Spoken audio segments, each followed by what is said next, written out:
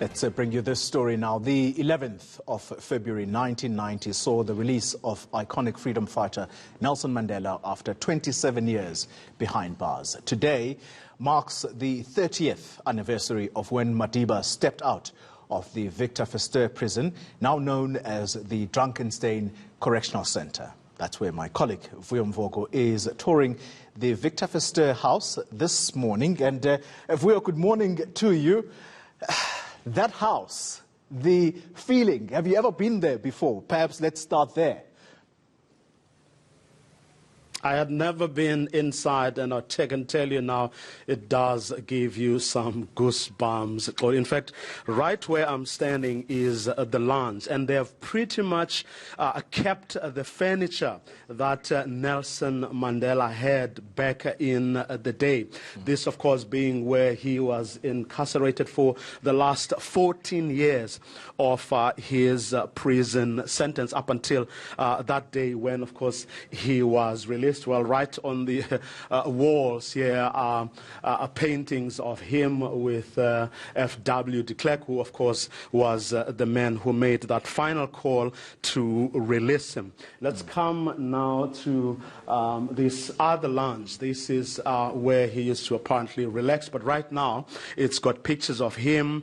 You can see Dr. Alan Busak here. I think this was a tour of Cape Town after his release, and on the other side, him and his old comrades, Raymond Mhlaba, Elias Motsoledi, and Ahmed Katrada. And on this side, of course, are members of his family on the day of his release. Winnie Madikizela Mandela there with, of course, the children and the grandchildren. We're going to go to this other side now, and I want to take it through something interesting.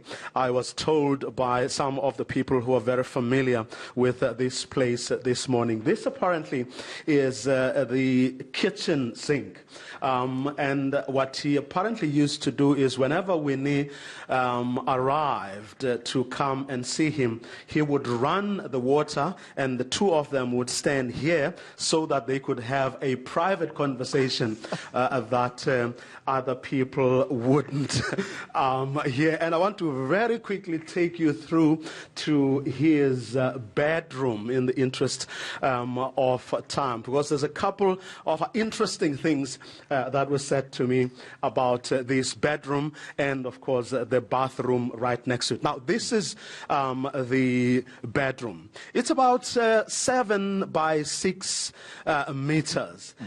He slept here for 3 days, we are told, all because he felt it was way too big than the prison cell that he occupied for those many years. And as a result, he never really spent more than 3 days here. Something very interesting. This is the bathroom, right? And right here, what you see here is a place where they found listening devices 14 years ago. So they had been there for all that time. So yeah, that's basically the very short and quick sort of tour that we could take you of this particular house.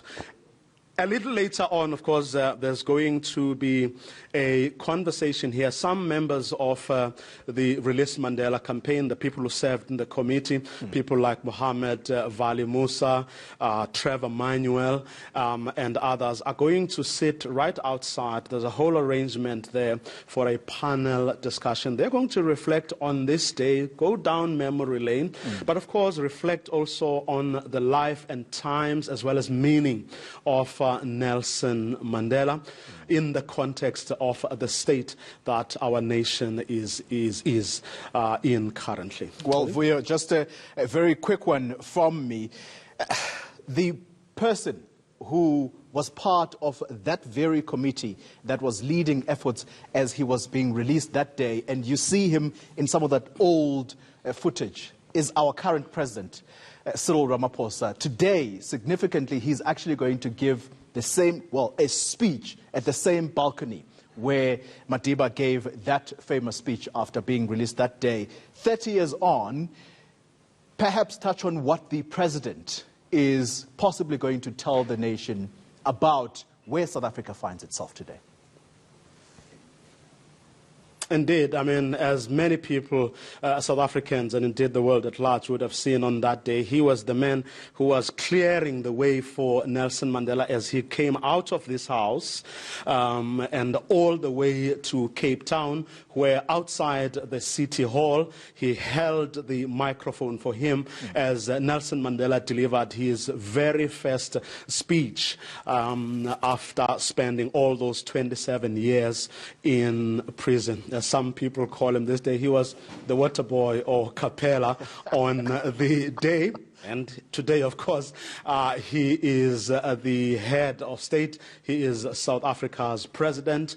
And as from a couple of years ago, he is the African Union's chairperson. So Cyril Ramaphosa will deliver that speech coming as it does 2 days before he delivers that much-awaited State of the Nation address. Hopefully, we will get a glimpse this afternoon of what is foremost is in his mind as he delivers perhaps his most important speech today, given the challenges, the enormous challenges facing this country.